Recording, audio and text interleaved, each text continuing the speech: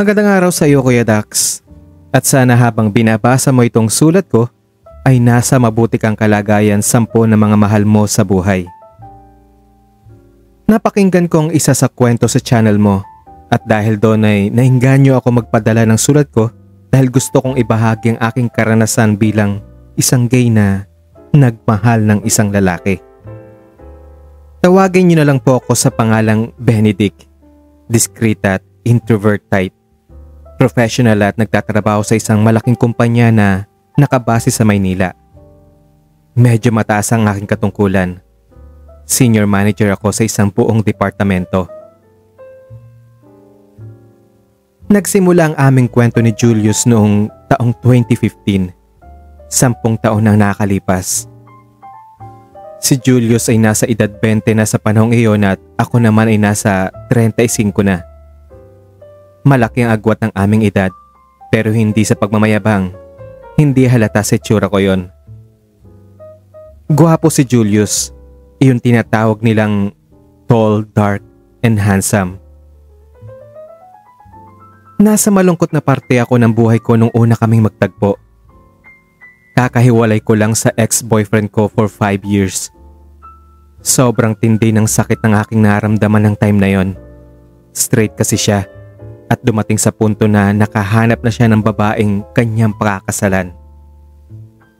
Nagparaya ako dahil ano ba naman ang laban ko sa isang babae? Siyempre, masakit yon. Kapag gay ka ba ay wala ka ng karapatang magmahal ng lalaki?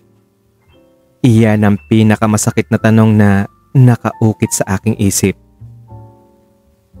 Anyway, at dahil nga sa matinding sakit na ininda ng puso ko, naisipan kong dalawin ang aking kaibigan sa Palawan. Ang sabi ko sa kanya ay magwawalwal kami. Dahil lalaki ang problema mo, lalaki din ang solusyon dyan. Ang sabi niya. May inihanda daw siyang alay sa akin na lalaki at guwapo daw iyon. Biro niya na tinawanan ko naman.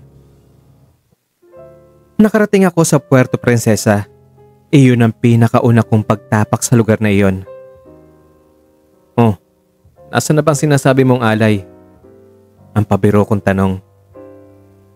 Tinawagan na niya ito at pagkatapos ng maraming alibay at palusot, nakarating din siya. Kailangan lang pala ng pamasahe at seguridad na hindi bogus ang kliyente niya. Oh, samahan mo siya habang nandito siya sa puerto ha? May vertigo yan. Basta-basta na lang inaatake ng hilo kaya personal mo siyang sasama at aalagaan. Kahit saan siya pumunta habang nandito siya sa bakasyon, dapat ay naroon ka rin.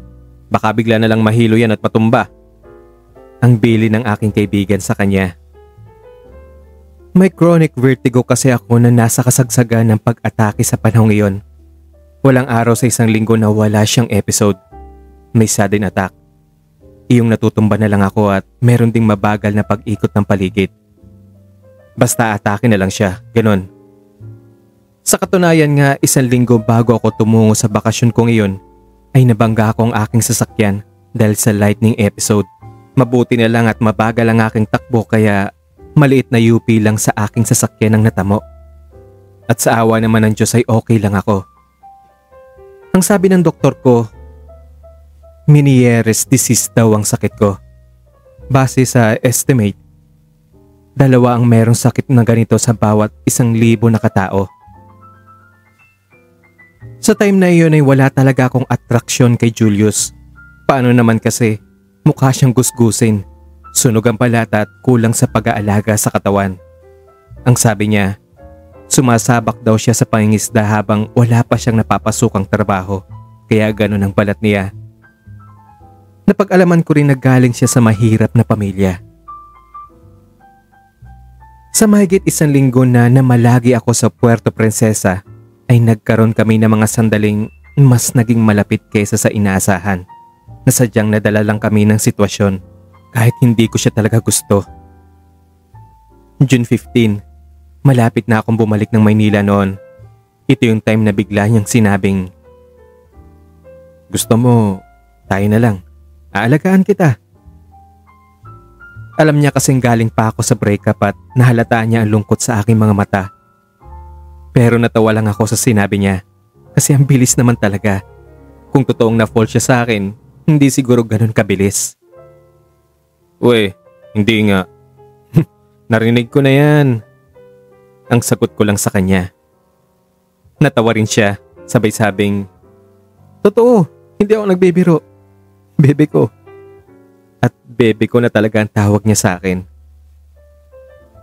Kahit wala akong katiting na pagkagusto kay Julius, sobrang bilib naman ako sa kasipagan niya. At napakamaalaga pati niya. Kaya nung last day na namin sa Palawan, dinala ko siya sa mall at binilhan ko ng cellphone, pantalon, mga damit, sapatos at knapsack. Mga mumurahin lang naman yon. Ayaw niya kasing tanggapin kapag mamahalin. Binigyan ko rin siya ng 15K kasi wala pa siyang trabaho that time. Tuwang-tuwa naman siya sa kanyang mga natanggap. Nang bumalik na ako sa Maynila, nawala na siya sa isip ko. Pero isang linggo lumipas, may text akong natanggap. Bebe ko, I miss you. I love you. Ano, kumusta ka na? Di mo na ako naalala. Namiss kita ng sobra. Mga ganun text, Kuya Dax. Nung una hindi ko pinapansin yon. Sinisin ko lang ang mga messages niya. Tinatawanan ko lang. Pero nung lumipas pang ilang buwan at wala pa rin siyang sawa sa pagte-text ng mga sweet messages. Bebe ko, I love you. Kain kang mabuti. Huwag kang magpupuyat, bebe ko. Sino naman ang ka-text mo dyan? Selos na ako niyan, bebe ko. Reply ka naman sa akin, bebe ko. I love you, bebe ko. Minsan ay sinasagot ko na lang iyon ng casual na, eto, okay naman. Thanks. Minsan na may deadma na lang. Sobrang sweet. Sa totoo lang ay nakaka-inlove na. Pero ayoko pa ring ma-fall. Kasi sa loob-loob ko. Naku, alam ko yung mga ganyang galawan.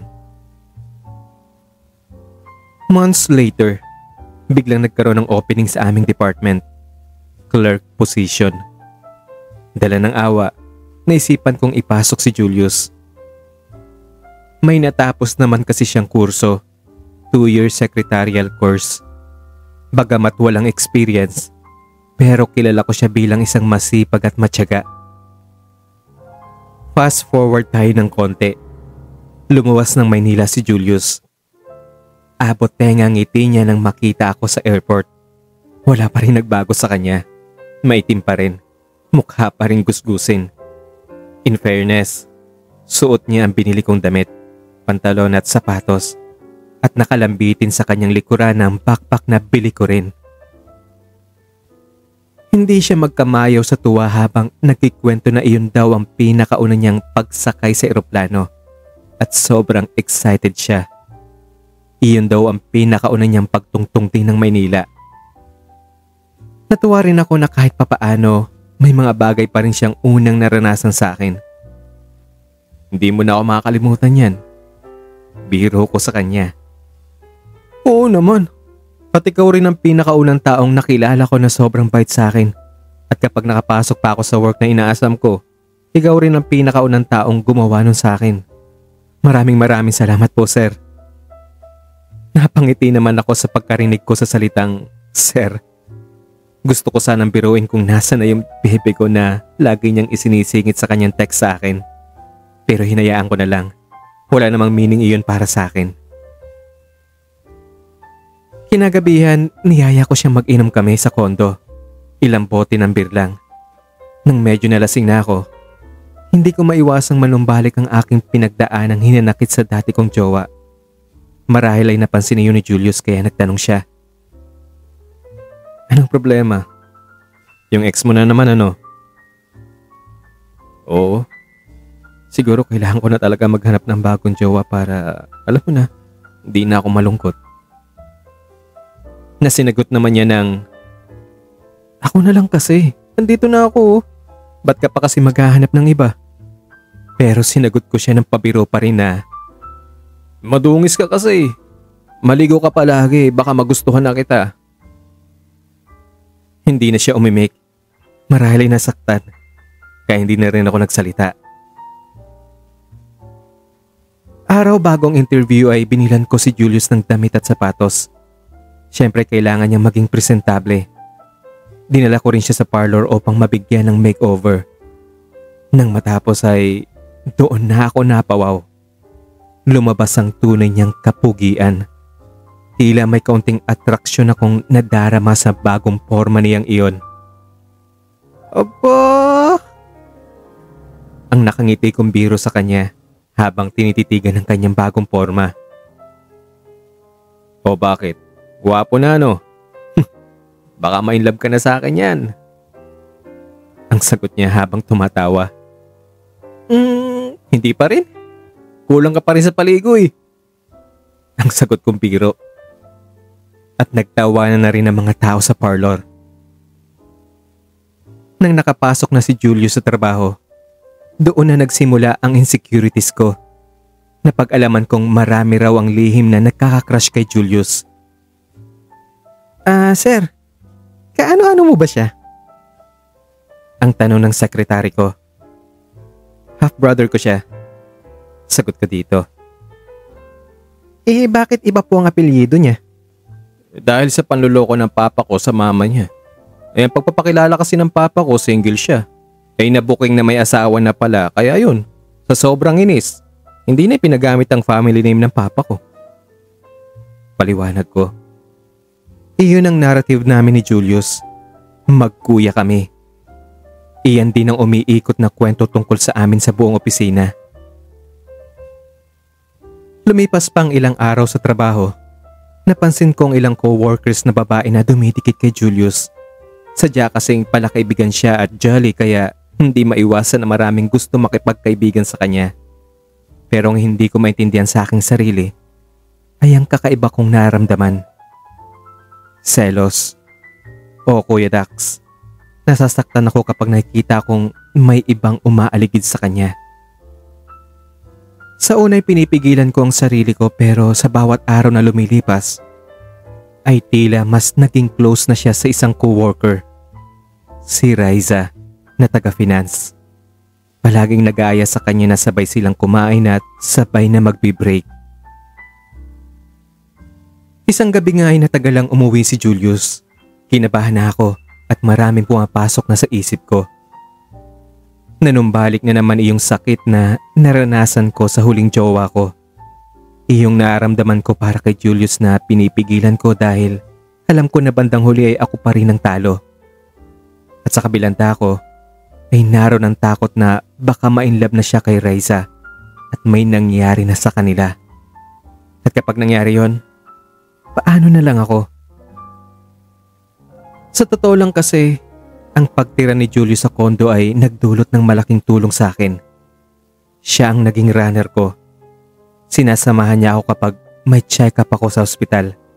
Siyang namamalengke, nagluluto, naglilinis ng bahay, naglalaba.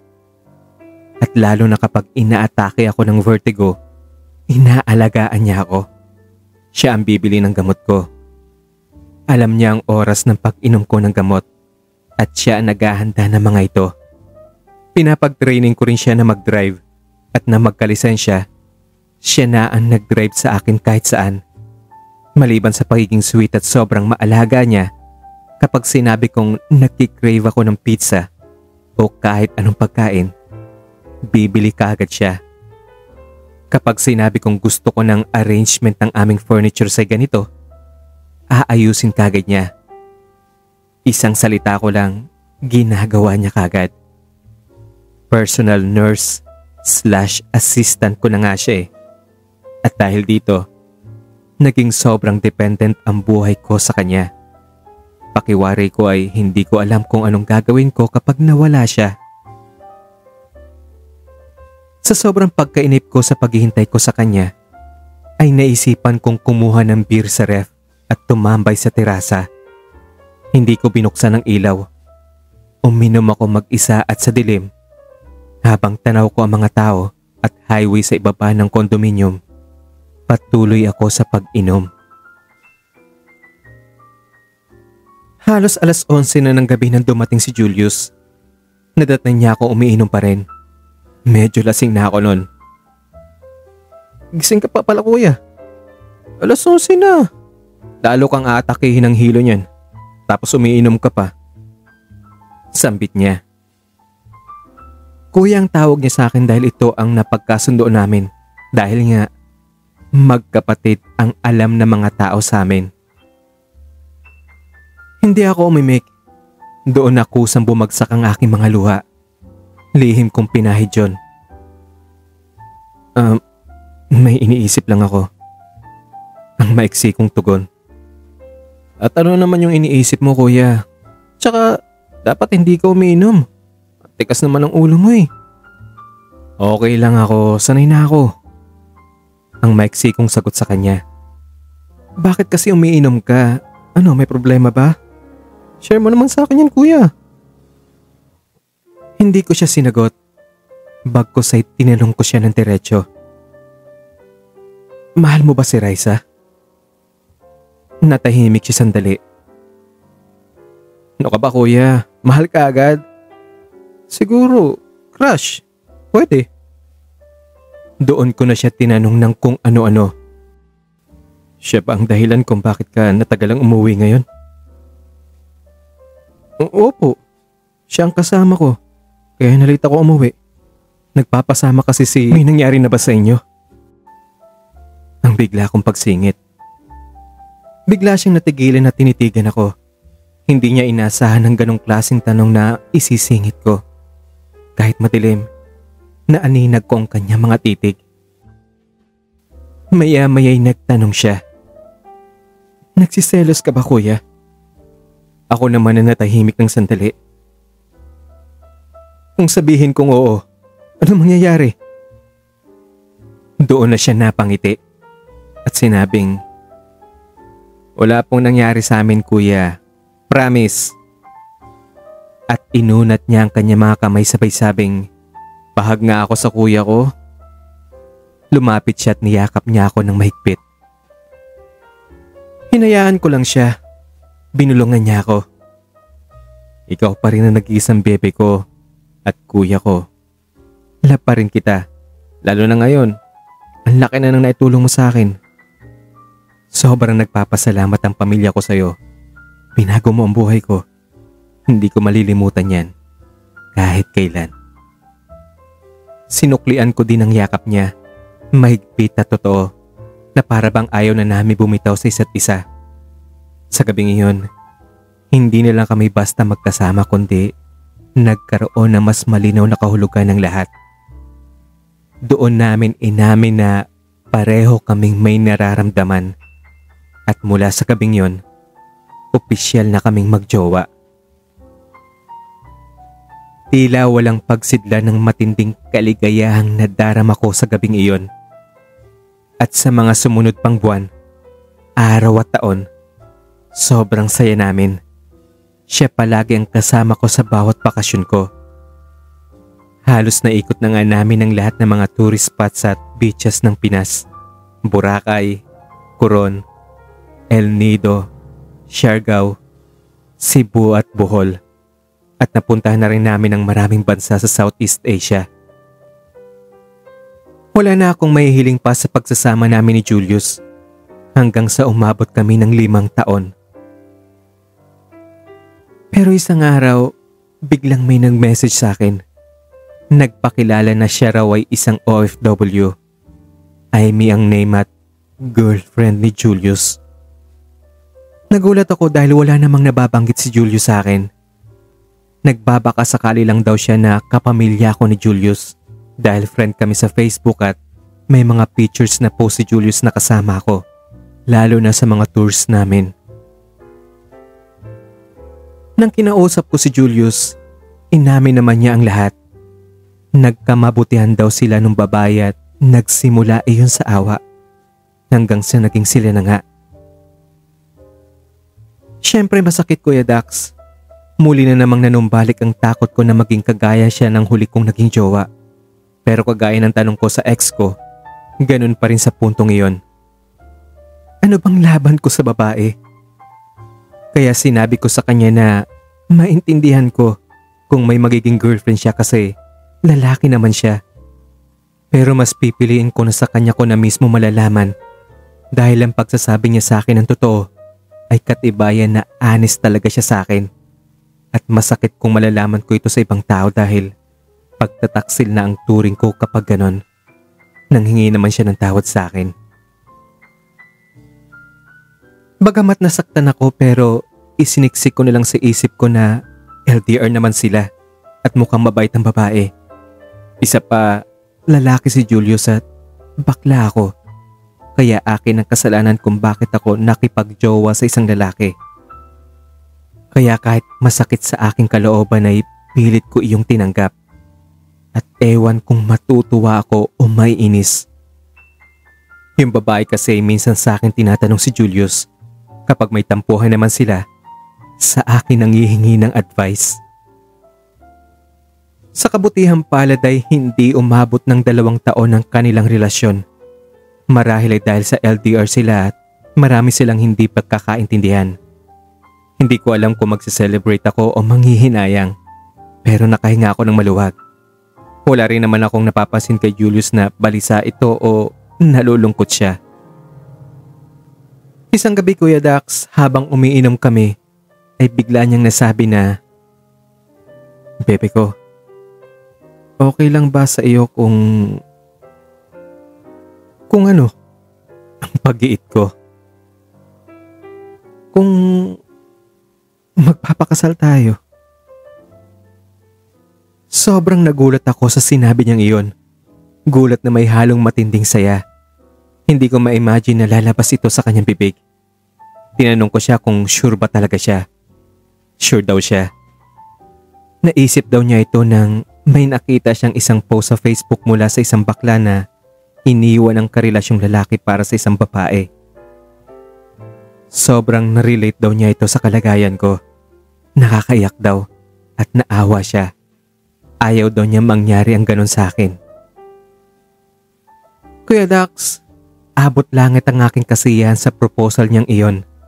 Pakiramdam ko ay isang tunay na babae na may pinakamahabang buhok, pinakasilky at shiny na buhok sa lahat. Tila isang panaginip lang ang aking narinig. At ninamnam ko ang sarap na iyon sa takot na baka biglang magising o bigla niyang bawiin ang kanyang sinabi. Kaya nag-google ako ng organization o religion sa Pilipinas na pwedeng mag-conduct ng seremonya para sa amin. At madali naman kaming nakahanap. Merong tinatawag na LGBT Christian Church sa Makati na gumagawa ng same-sex Holy Union ceremony. Parang kasal din, pero dahil hindi ito legal sa Pilipinas, kaya ang tawag nila rito ay Holy Union. Pero ang lahat ng ritual ay kagaya rin sa kasal. Taong 2019 nang ginanap ang aming Holy Union ceremony. Dinaluhan ito ng piling mga kaibigan namin na hindi lalampas sa 15 katao. May mga nagsasabi na hindi raw uubra ang ganito dahil lalaki si Julius at isang araw ay makakahanap pa rin siya ng babae. Ang sagot ko naman, okay lang yan. At least, pinili pa rin niyang makasama ako. Kung lalayo man siya, masasabi ko sa sarili kong sa bahagi ng aming relasyon na iyon ay minahal niya ako ng tunay. Nahumantong ito sa seremonya ng pagsasama namin. Layuan man niya ako, may isang alaala na nakaukit sa aking nakaraan na hindi ko malilimutan at hindi na mababago pa. At ang aming Holy Union Certificate at mga litrato ang makakapagpatunay nito.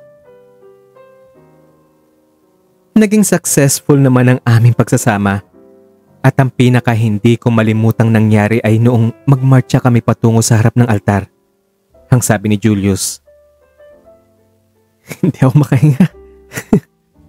Habang naka-abresyete ako sa kanya at tinapik-tapik ng isa niyang kamay ang kanyang dibdib. Nang tinanong ko kung ano ang nangyari, ang sagot lang niya ay, sa sobrang excited siguro, baby ko. Nangingilid ang luha kong tiningnan siya. Huminto kami sandali at niyakap ko siya. Hinalikan naman niya ako sa pisngi. Lumipas sa mga araw pagkatapos ng union ceremony namin ay mas lalo pang naging sweet at mas maalaga si Julius sa akin. Nasabi ko tuloy sa aking sarili na napakaswerte ko na siya na talaga ang itinadhana ng forever para sa akin. Hiniling ko sa taas na sana ay iyon na talaga iyon at hindi na siya magbabago pa. Pero fast forward sa 10th year anniversary namin, nasa opisina ako nang may binulong sa akin si Christine. "Nakita mo ito?" Ang tanong niya habang ipinapakita sa akin ang isang Facebook account ng isang babae sa kanyang cellphone. "Si Julius ito, di ba?" Tingnan ko ng maigi ang lalaking nakaharap at nakayakap sa likod ng babae. Dahil sa exaggerated at abot tengang ngiti, hindi ko masyadong na-confirm ang mukha kung siya nga talaga. Pero nang nakita ko ang iba pang litrato, doon ko nasabi na siya nga iyon. Walang duda. Nang binasa ko ang post ng babae, "Isang buwan na lang at lalabas na ang baby natin. Sa wakas ay matutupad na ang ating pangarap na mabuo ang ating pamilya. Meron ang magdadala ng iyong apelyido." Mga ganong post. Sobrang happy ng babae. At marami pa silang litrato na sweet sila ng babae. "Kuya Dax, mistulang gumuho ang aking mundo sa aking nakita. Lalo na ng mga litrato na sila ay sweet na sweet sa isa't isa. Bigla ako na-depress at gusto ko magwala. Pero pinigilan ko ang sarili ko dahil naroon ako sa opisina at ayaw kong gumawa ng iskandalo. Sa buong maghapon ay tila wala ako sa aking sarili, Kuya Dax." Nang nagharap na kami, umiyak si Julius. Inamin niyang nagkamali siya dahil hindi siya naging honest sa akin.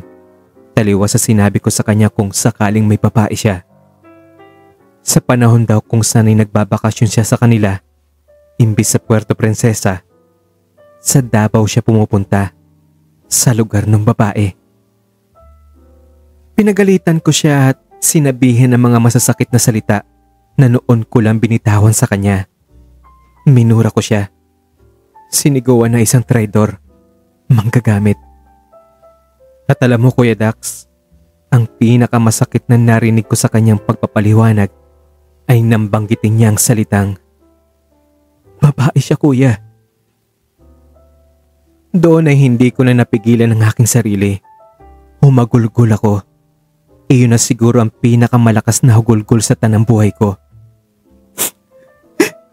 "Alam ko naman bakla ako. Alam kong babae siya. Bakit kailangan ipamukha mo pa? Parang sinaksak mo ako sa sinabi mo eh. Sana pinatay mo na lang ako, pe." Ang sabi ko sa kanya. Pakiramdam ko ay binagsakan ako ng langit at lupa. Sobrang hopeless ako at sobrang naawa ko sa aking sarili. Nang nahimasmasan ako ay tinanong ko siya kung mahal pa niya ako.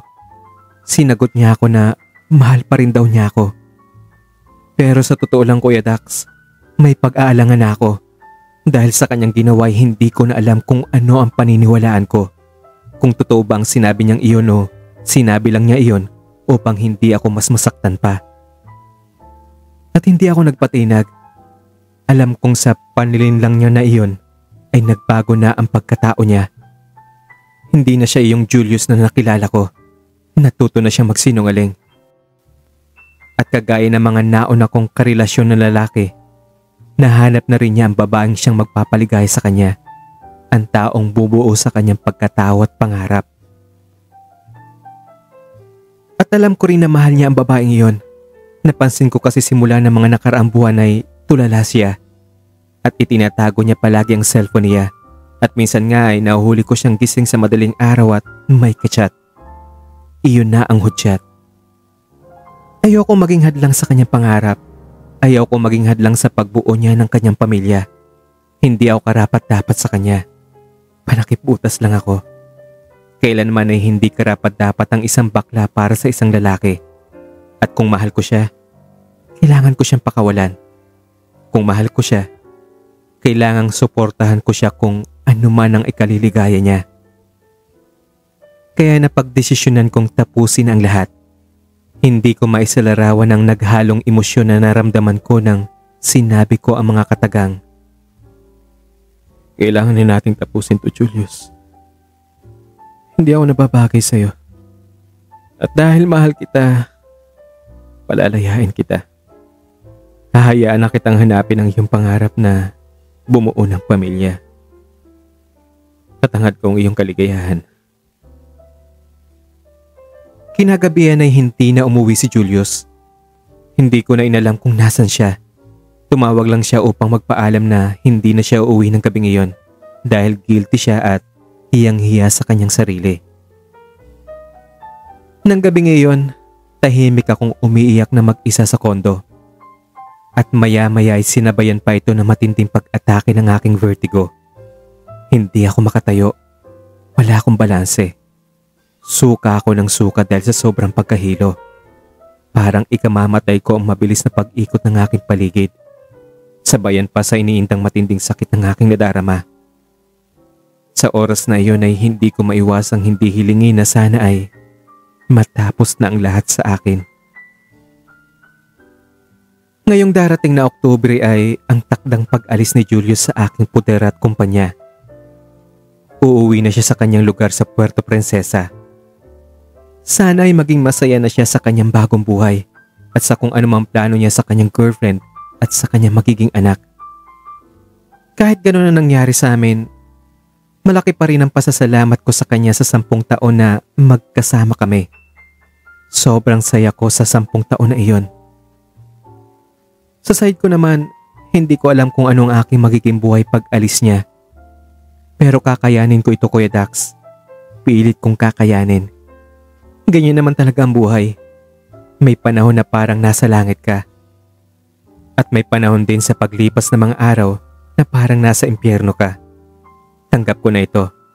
Lalo na't kapag isa kang bakla. Wala kang karapatang magmahal ng lalaki dahil hindi ka tunay na babae.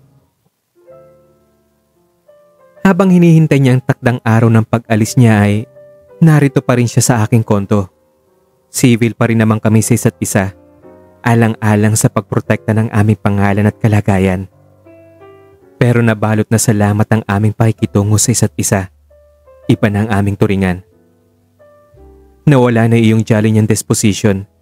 Iyong biruan namin. Iyong pagka-sweet niya. Iyong pag-aalala niya sa akin. Tila ibang tao na ang aking kasama. Hindi ko na siya kilala. Bagamat ginagawa pa rin niya ang dati mga gawain sa bahay, pagluluto at iba pa, pero pakiwari ko ay plastika na lang ang lahat. Hanggang dito na lang ang sulat ko, Kuya Dax, at maraming salamat na nariyan ka para makinig sa mga katulad kong may mabigat na dinadala. Mabuhay ka at ang iyong channel. At para sa iyo naman, Julius, kung sakaling mapapakinggan mo ito, salamat pa rin sa ipinadama mong pagmamahal. Ang 10 taong ligaya sa piling mo ay sapat na upang maramdaman ko kung gaano at paano mo ako minahal. Iyon ang pinakamaligayang 10 taon ng buhay ko. Hindi man ako babae, hindi man ako ang nakatadhana para sa'yo, salamat pa rin at pinakasalan mo ako. Ipinaramdam mo pa rin sa akin na may karapatan din akong humarap sa dambana. Pinangakuan mo ako ng for better or for worse, for richer or poorer, in sickness and health, to love and to cherish, till death do us part. Kahit sa isang peke nakasalan lang. Salamat sa 10 taon ng pagmamahal at kaligayahan. Ako si Benedict. At ito, ang true confession ko. Nga pala guys, meron na akong pa-membership ngayon. Kung gusto nyo maging advance sa mga i-upload kong kwento, bago po talaga siya i-public, meron po tayong membership na isa po sa perks natin ay magiging advance po yung pakikinig ninyo. At syempre, meron din tayong pa-shoutout sa mga pa-members natin. Special shoutout. Kung meron kayong mga short messages, babasahin po natin yan on air. At kung gusto nyo pong balikan yung mga unang upload ko na naging reason kung bakit medyo naglaylo tayo sa mga content natin, isa po yun sa perks ko. Madami-dami din po yun. Bibigyan ko po kayo ng access doon. All you have to do is magbigay po kayo ng email ninyo, kahit anong email na pwede nyo ma-access pa rin para ma-access nyo yung mga old stories na yon. Syempre, pag nagpa-member po kayo niyan, mura lang naman po monthly. Tulong nyo na rin po yan para po ma-maintain natin yung channel natin kasi para po mas maayos yung recording natin at syempre yung mga tools na ginagamit natin for editing. Mag-avail na po kayo ng membership, mura lang naman po yan. At siguro pag lumaki-laki pa ang channel natin at pag nagpa-merch na ako, syempre kayo po ang unang maaambunan ng biyaya.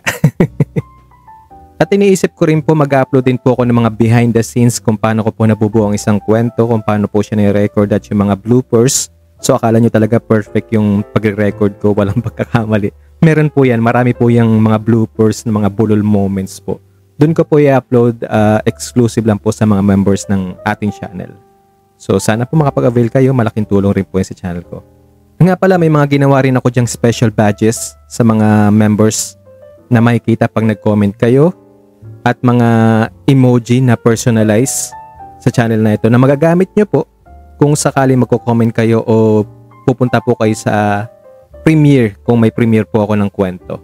Magagamit nyo po yun. Exclusive lang po sa inyo yan sa mga members. So, maraming salamat in advance. Hanggang dito na lang po at kita-kits po tayo or kita-kinig po tayo sa susunod na kwento.